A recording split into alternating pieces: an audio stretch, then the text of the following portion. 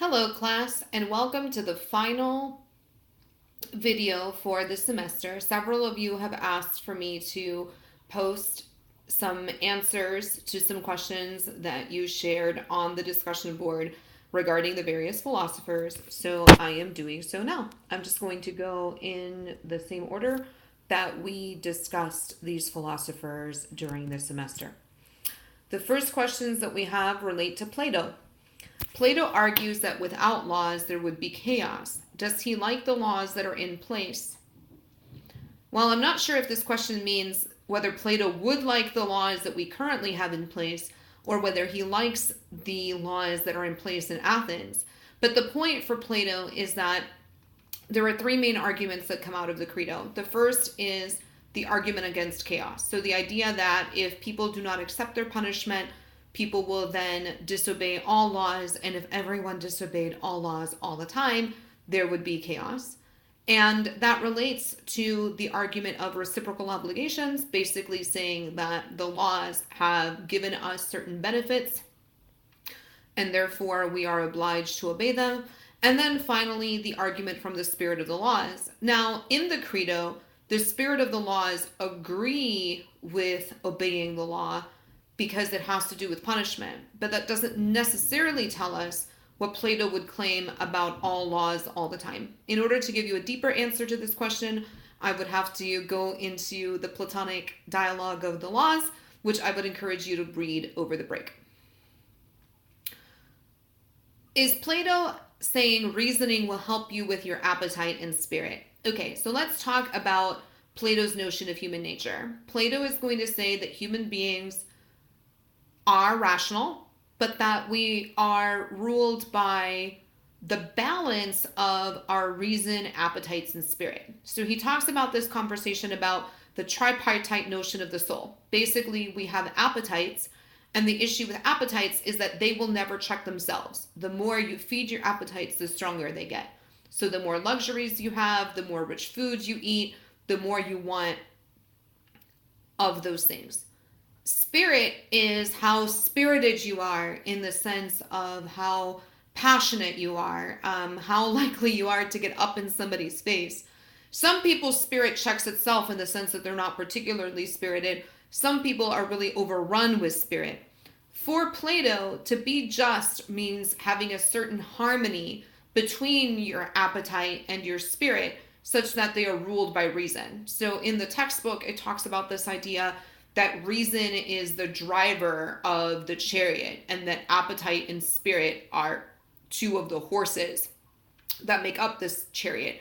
And that in order for the whole system to be just, it has to be reason that is in control. So yes, Plato is saying that reasoning will help you with your appetite and spirit, in the sense that it is the only thing that can be certain to check those influences on you in order to make sure that you're acting justly. Let's move on to Aristotle. Does Aristotle believe working hard might also help you to become virtuous? This is an interesting question. So let's recall that for Aristotle, there is a certain kind of functional excellence that every substance has, right? For humans, its purpose is to achieve eudaimonia, or happiness, and that we do this by being virtuous. Being virtuous has several components. One is having the right habits, so that no matter what situation you find yourself in, those habits will carry you through. Now, Aristotle talks about intellectual virtues as well as moral virtues. And certainly in terms of the intellectual virtues, it would be the case that we could say that working hard is important towards establishing those intellectual virtues. However, if by working hard, what is meant here is that you're going out and digging a trench or doing things that require manual labor, then Aristotle is going to say that you need to be free from the need to perform manual labor so that you have the time to focus on working hard in philosophy. Let's move on to the question about Aquinas. Under what circumstances is violence allowed, and how much violence is allowed under the doctrine of double effect? So let's recall, Aquinas, like Aristotle, is an empiricist. So he's going to say, go out into the world, observe the world, and reflect on that observation But because he's also a Christian, he's going to say, keeping in mind that what we notice is also giving us an understanding of the will of God as the creator of the world. One of the major things that Aquinas says we should notice is that things that are alive strive to remain alive. So I'm looking outside and I notice that there are patches of grass that are sticking out through the border of the parking lot. It doesn't make any sense for grass to grow there, and yet it does. So the idea is that there's this universal principle that things that are alive wish to remain alive.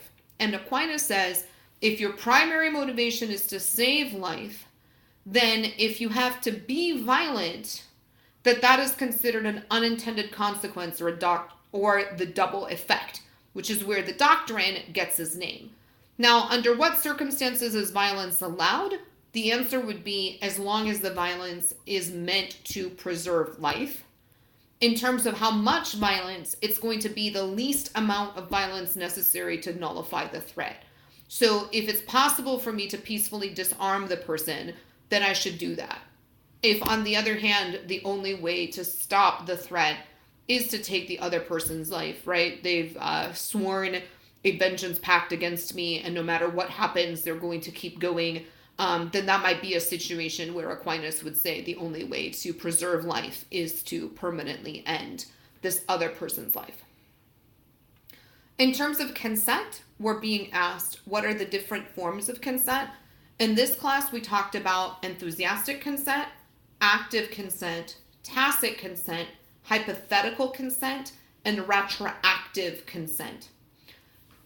Active consent is where you state or do something showing your consent. Enthusiastic consent goes above and beyond that, saying that not only do you show that you are consenting, but you are free from any influence that might have pushed you towards taking the action that shows your consent, even though you don't really consent. So very quickly, that would be saying, you say yes and you wanted to say yes. You meant that you said yes. Tacit consent is when you consent by not dissenting. You didn't say no, therefore you said yes. Hypothetical consent, which will be relevant for the next question, is you were not asked, but had you been, you would have said yes. So, for example, in a situation where somebody is passed out unconscious and you're trying to establish whether it's permissible to render aid. Under hypothetical consent, the discussion would be, okay, this person is not capable of consenting, so it can't be active or enthusiastic or even tacit because they can't dissent. But had they been able to consent, right, for example, once they're no longer unconscious, would they have said yes? So hypothetical consent is hypothetical in the sense that were you to be asked, you would then consent. And retroactive has to do with a situation where you consent today to something that happened in the past. So my roommate says, hey, you weren't here last night, but I borrowed your black dress. Is that okay? Notice here that my answer to that might be, no, that's not okay, and I don't ever want you to do that again. Or it might be, oh, that's fine. Go ahead and just wash the dress before you return it to my closet. So in terms of the different types of consent, enthusiastic consent is seen as the strongest, philosophically speaking. Hobbes, can you explain a little bit more about consent under the state of civility and the state of nature? The way that Hobbes has set up this situation is that he starts out with a thought experiment. The state of nature is not a real place. It didn't necessarily historically exist. Hobbes is just saying, imagine if there were no government. And the way that he describes it is as a permanent state of war. Now, that has to do with Hobbes's view of human nature. Hobbes believes that we are psychological egoists. That is to say, we do what we believe to be in our best interest. So absent any restraint, we would constantly be fighting each other for goods and resources. So the state of nature for Hobbes is a permanent state of war. And the idea is nobody wants that. So Hobbes then says, okay, no one asked you if you wanted to consent to government, but if they had, you would say yes, because government is so much better than the state of nature would otherwise have been. So we hypothetically consent to government in the state of civility in order to avoid being in the state of nature. Hobbes talks about the right of nature, which is basically the right to self-defense. Contrasting Aquinas, Hobbes is going to say that you can use as much force as you deem necessary, that you are the only person who decides how much force is allowed to you in the state of nature, under the right of nature. Now, once we join government and we're in the state of civility, then we confer the right of nature onto the sovereign, but we yank it back in a situation where somebody is physically attacking us so that we can engage in self-defense. So notice that a difference between Hobbes and Aquinas would be that under Hobbes, there is no restriction regarding how much force I can use in order to defend myself. Whereas under Aquinas, I would have to use the least amount of force necessary. Also, most people would interpret Hobbes as saying that I can use force in the defense of myself or a person that is considered my property, but which at the time would have meant my wife and my children, but that I can't necessarily use that force in order to preserve the life of another. Whereas for Aquinas, it is the preservation of life, any life, that would be the primary motivation. Okay, moving on to questions about gender. The main idea is unequal gender roles, racial discrimination, and sex discrimination. Is there anything that I'm missing? Throughout this semester, we've been talking about issues of gender, of race, and how they intersect with class, right? That's been a major underlying theme of this particular course. So, first of all, let's talk about gender. Gender is a societal construction, right? It's a social construction. So yes, we have biological sex, but things like men shouldn't cry is not part of that, right? Yet we have all sorts of gender norms and things that we associate with gender. So certainly roles are some of that, but unequal distribution of labor and of work and of pay is something that we could add to that. Now, the inequality that also exists between races then compounds the situation. So it may turn out that a white woman is going to be better off than a black man, for example, even though traditionally feminism has said that women are more disadvantaged under patriarchy, right, under the force of gender oppression, than men. It may turn out that racial oppression stacks in such a way that it leads to more problems. So for further information on this, I would invite you to reread the bell hooks reading that we had for class. Obviously, Kimberly Crenshaw is the person who created the term intersectionalism, which talks about the intersection between gender, race, and class. You might also want to, for extra credit, go back and listen to the lecture that was given by Professor Tommy Curry, where he really talks about this idea that perhaps it is black men who are most disenfranchised instead of black women in our current system. One of the other applied ethics topics that we talked about was solitary confinement. The question is, how badly are the prisoners treated when they're isolated? So the idea here is that solitary confinement is psychologically and physically damaging to people. And if you think about it, several of the theories of ethics that we have studied this semester, Aristotle most obviously talks about this notion that human beings are social creatures, right? The way that Aristotle puts it is that we're political animals. So when people are held in administrative segregation or secured housing or solitary confinement, that really limits their ability to socially interact with others. And we know from PET scans and other studies that have been done that long-term solitary confinement can and does lead to long-term harm to the person who is held under those conditions, both in terms of inability to reason spatially, short-term memory loss, long-term memory loss, and things of that nature. What are the different justifications to solitary confinement, and which of them are legitimate versus an excuse? Okay, well, that second part of the question is difficult for me to answer, but in terms of different justifications of solitary confinement, What a correctional officer would tell you is that there are certain inmates who are so dangerous that the only way to keep the prison community safe, both in terms of other inmates or possibly the inmate themselves, if the inmate is engaged in self-harm behavior, and certainly the correctional officers, is to keep them in solitary confinement. Kant, okay, so the next philosopher that we're going to discuss is Kant. What are perfect and imperfect duties? Recall that for Kant, any action in order to be moral must be done in accordance with the goodwill. And whatever else that means, it means acting in accordance to duty. Kant describes two different kinds of duty, perfect and imperfect.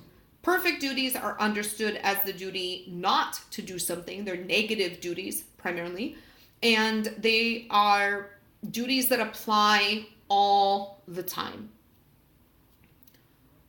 You have perfect duties to yourself, which are not to commit suicide, for example, and you have perfect duties to other people, not to lie, cheat, or steal. Then there are imperfect duties. These are duties that are affirmative or positive duties. They're duties to do something, and they apply in certain situations, but perhaps not always. So I might have an imperfect duty to be beneficent, to help others, and I have an imperfect duty to develop myself, to cultivate myself, to make myself a better educated person, to explore my talents and to develop those talents. Now, I'm not going to be able to develop all my talents all the time, right? I can't practice piano and do yoga at the same time. But nevertheless, I have these imperfect duties, and they really help to shape things for Kant. Now, this person asks, are these duties different in self and others?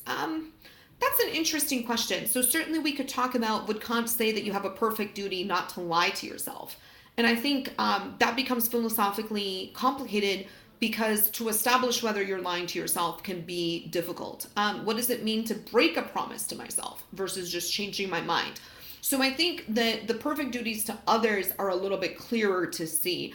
But in the case of not to murder, for example, that is seen as a perfect duty to others, while not to commit suicide is seen as a perfect duty to yourself. But you could argue that there's obviously a similarity between those two duties. Where does the categorical imperative fit into all of this? So remember that the principle of the categorical imperative is one principle. In this class, we talked about it in terms of having three formulations. So if you want to know what are perfect duties, one of the ways that you answer that question is to look at the categorical imperative. The first formulation of the categorical imperative is universalizability. Act always such that the rule that you will could become universal law. So the idea here is when I go to take an action, I consider what is the principle or maxim that I am acting under in this case. And then I ask, if everybody used this principle all the time, would the world be rational? So the idea is that we're universalizing. We're asking, would everybody be able to use this principle in order to establish whether the principle itself is rational? That's the key.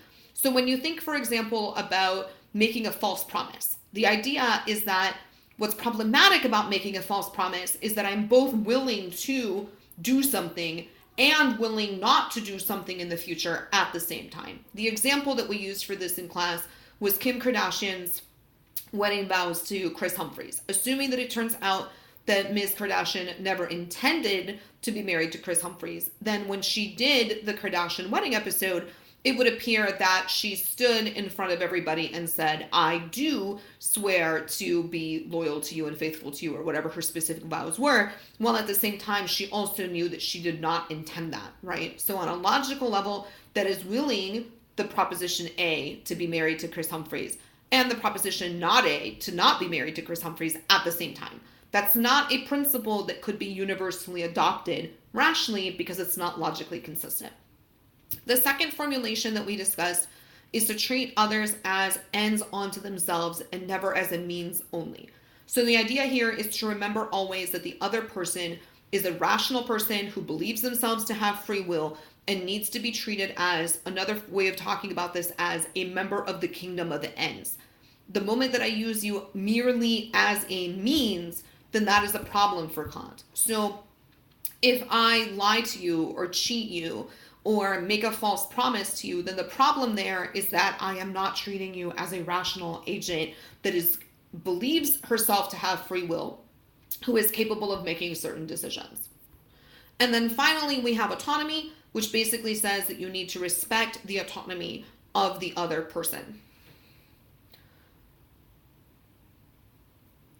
Next question. In the case of someone who is mentally incapacitated, would the categorical imperative still argue that this is a person regardless of their incapacity because they still belong to the rational category? Yes. So let's recall that for Kant, the categorical imperative is tied to this idea that we are members of the category human.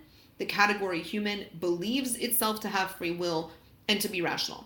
So if somebody performs a lobotomy on me and I'm no longer capable of being rational, the categorical imperative still applies to me because human beings as a class are rational and believe themselves to have free will. So even though a specific individual might not meet those requirements in a specific case, the categorical imperative still applies.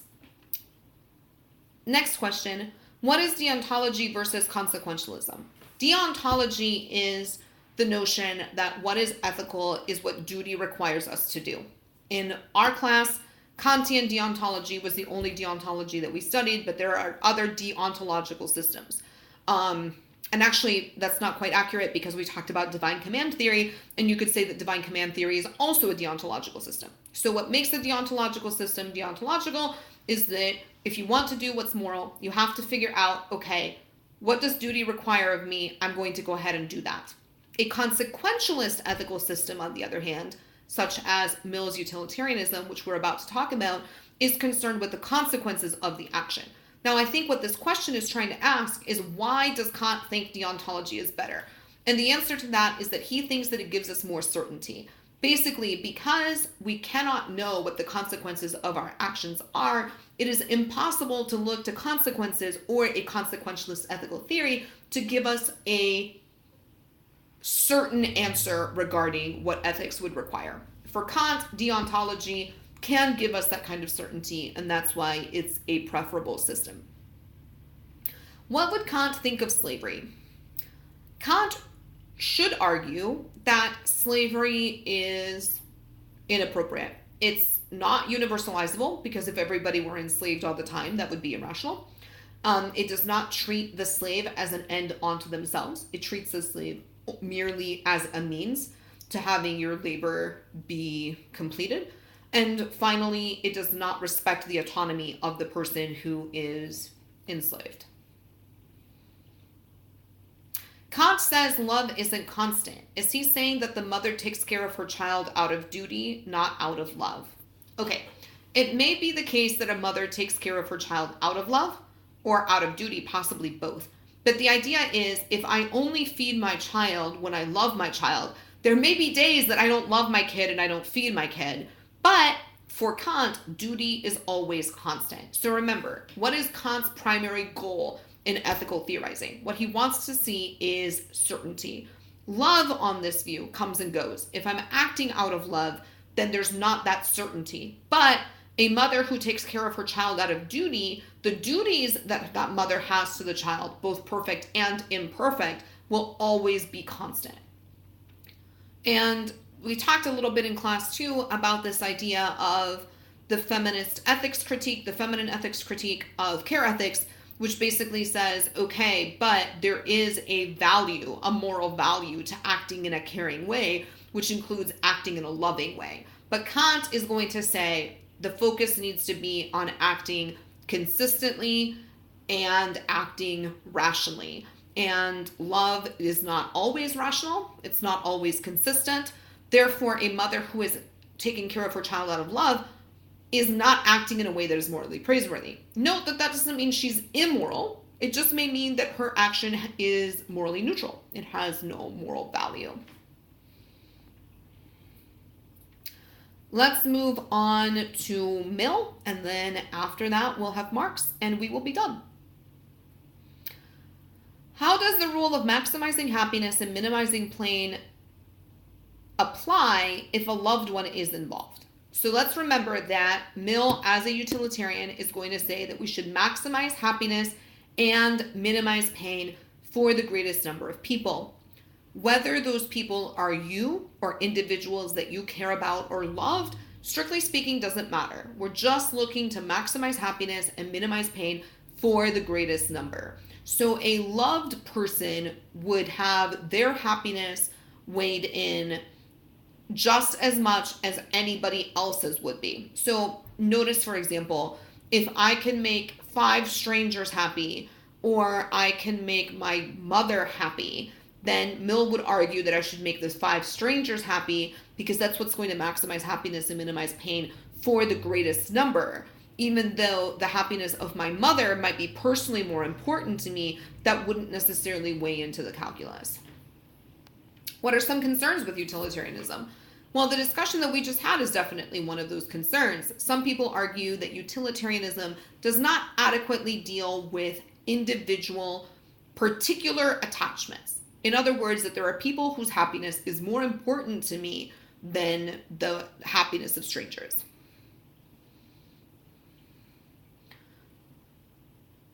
What are Mill's views with utilitarianism? Mill is going to argue that we should maximize happiness and minimize pain for the greatest number. We should definitely value the quality of happiness as well as the quantity of happiness. So the way this is going to work is that if you're trying to apply utilitarianism to a specific situation, step 1 is to list all of the possible options. What could I do in this situation?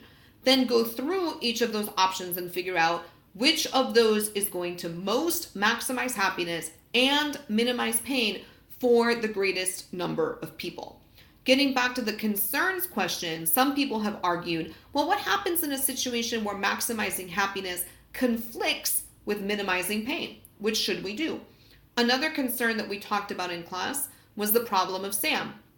Namely, does utilitarianism require us to sacrifice Sam and harvest his organs in order to save a great deal many people? Now, Kant, getting back to the conversation about deontology, would say absolutely not. We cannot use Sam in that way. We would be treating him as a means only and not as an end unto himself.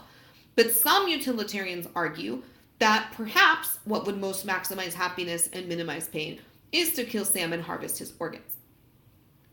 That leads us to the next question. What is the difference between act utilitarianism and rule utilitarianism? Some utilitarians have argued that the problem of Sam is only a problem for act utilitarians, but not for rule utilitarians. First, what is the definition of the two?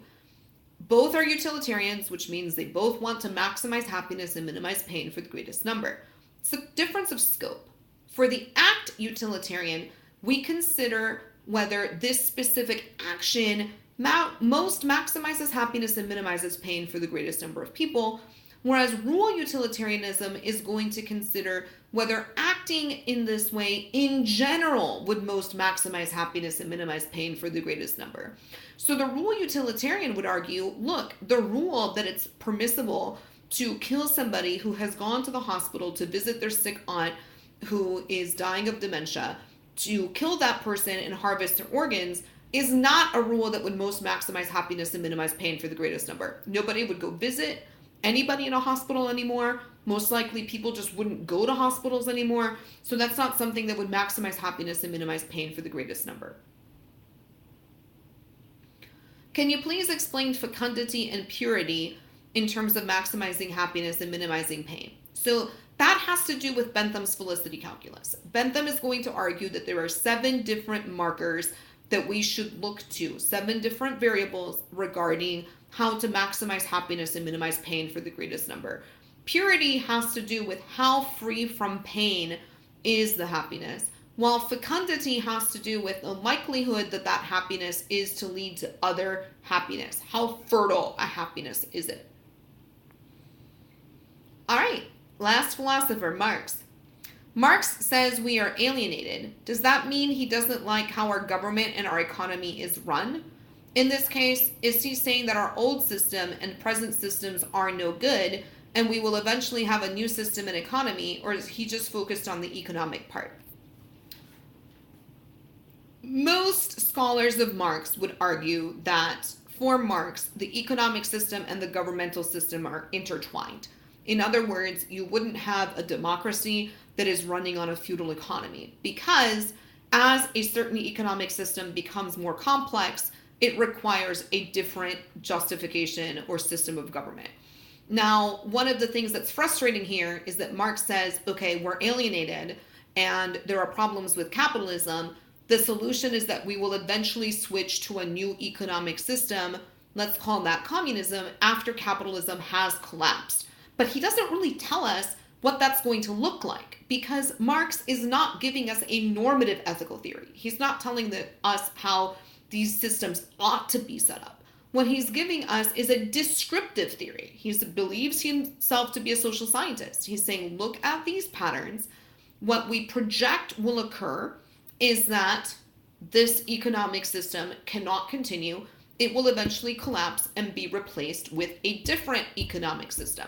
Presumably, that different economic system would have a different corresponding system of government. Now, what's that going to look like? We don't know. Can you please go over the 4 ways humans are alienated with a brief description of each? Sure. So under capitalism, human beings are alienated in the following 4 ways. First, we are alienated from our product. I have no idea who's listening to this podcast, who's going to listen to this video in the future, whether you get anything out of it, whether you watch it and you fail the exam, whether you watch it and you ace the final exam. I don't know. I make this product, and the moment that I hit submit, it's taken away from me to go into the internet, perhaps never to be seen from or heard from again. So in the case of a factory worker, you are creating the product, and then once it is boxed up and shipped away, you never see the product again. You don't know who receives the product. You don't know whether it was used well and loved. You don't know whether it was destroyed before it could ever be used. You have no control over the product. You also don't get to decide who gets the product. So I might be a baker who works in a bakery, but I don't make enough money to be able to afford my own bread. And the manager might require that I throw away that bread. So then I go to the gas station and buy a loaf of lower quality bread to feed to my children because I can't afford the bread that I made. Since my labor adds value, you would think that I should be able to decide how that product is distributed, and that at the very least it should be distributed to me before it's distributed to anybody else because I'm the one who made it. But I'm alienated from the product in that I have no control over how it is distributed. Secondly, I'm alienated from productive activity, work, which is experienced as a torment. So remember, for Marx, his view of human nature is that human beings are homo faber. We are beings that make. So we should all get up in the morning and say, yay, I get to go to the factory where I'm going to make stuff. But instead, I say, I'm going to have to go and work on the assembly line where I'm going to do the same thing over and over and over again that I have been doing for the last 20 years in exactly the same way. I feel like a robot. I experience work as torment instead of experiencing it as a fulfillment. This is related to the third way that we're alienated from species being. So the idea is that we currently produce blindly. Let's say that I work in a shoe factory. All I know is that the manager is telling me we need to create 30,000 shoes. I don't know who's receiving those shoes. I don't know what they're going to do with it. But most importantly, I'm not producing in accordance with my truly human powers. I am capable of designing the shoe, creating all of the materials that go into the shoe, and instead I'm stuck doing a specific aspect of the production over and over and over. That does not reflect my humanity.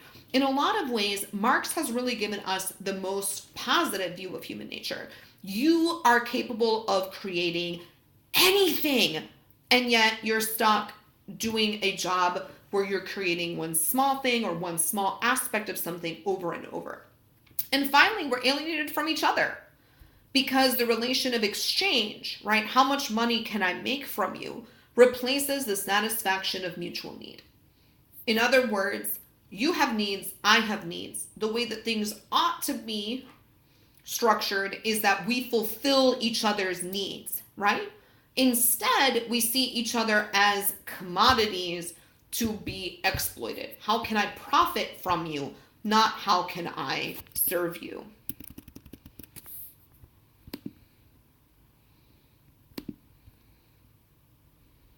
According to Marx, why is the new economic system projected to have more prosperity than the current system? I'm not sure what this question means by prosperity.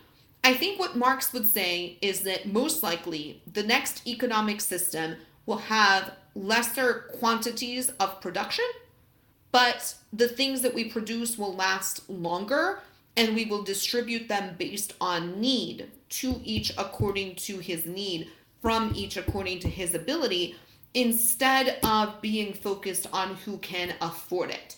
So in terms of prosperity, if you think of prosperity as I'm so rich that I never have to lift a finger and I have 1,000 pairs of shoes, then chances are nobody is going to be prosperous in that sense under the next economic system. If by prosperity you mean that each person in my community has enough to eat and has a pair of shoes and has a place to live, then the new economic system would be projected to be more prosperous. Okay, I hope that you have found this helpful as you get ready to take your final exam. And thank you so much for a really great semester. It's been an honor and a privilege to be teaching you. And I hope that I see some of you again. Take care.